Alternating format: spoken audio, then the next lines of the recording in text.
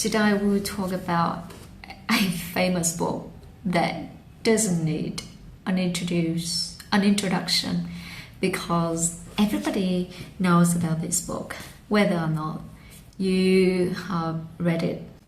Pride and Prejudice, a book about love, I would say. So in order to love each other, you gotta abandon your pride and prejudice. Pretty much it. I didn't expect too much from this book, to be honest, although it is famous. I never tried to look for famous book on the market because I think it's just, it's famous.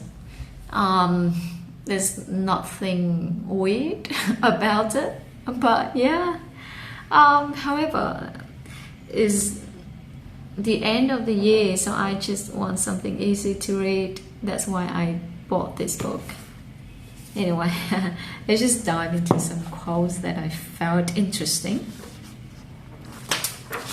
Not too many, I would say.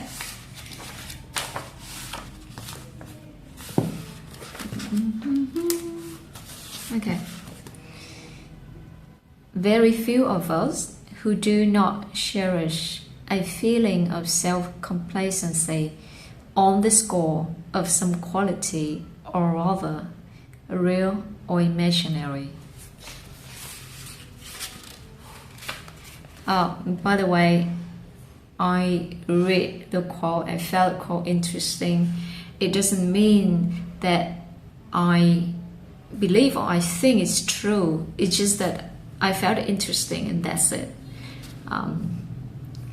It's not my opinion, right? It's the author opinion. Happiness in marriage is entirely a matter of chance.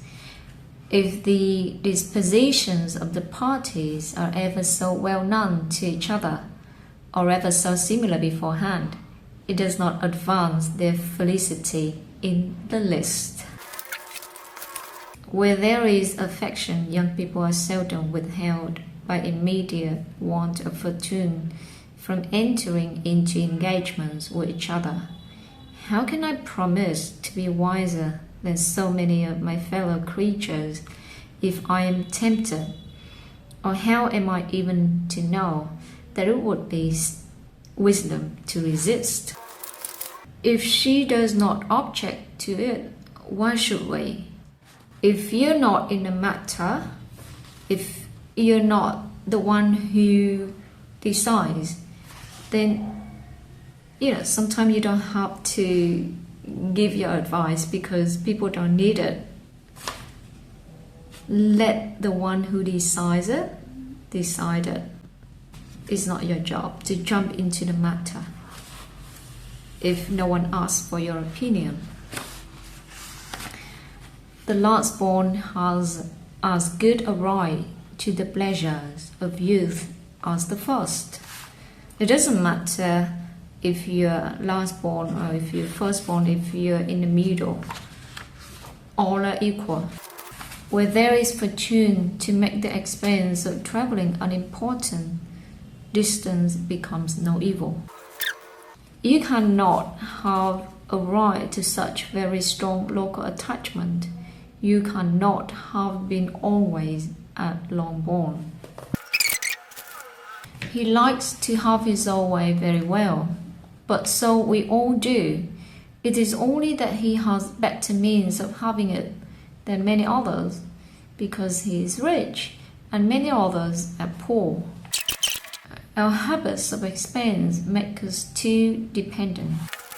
They who are good-natured when children are good-natured when they grow up. That loss of virtue in a female is irretrievable. That one false step involves her in endless ruin.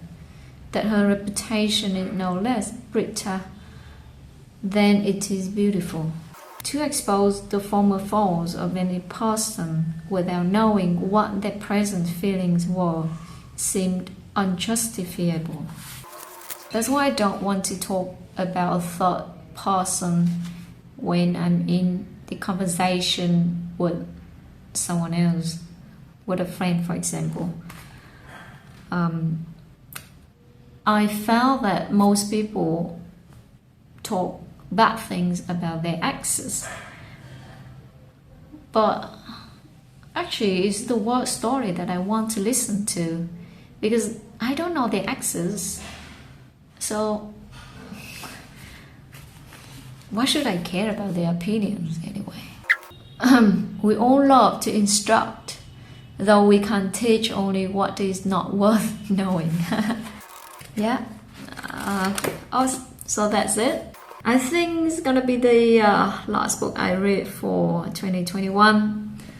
So yeah, done for the year. I'm reading Emma, the same author, but I'm not in a rush to finish it within the year.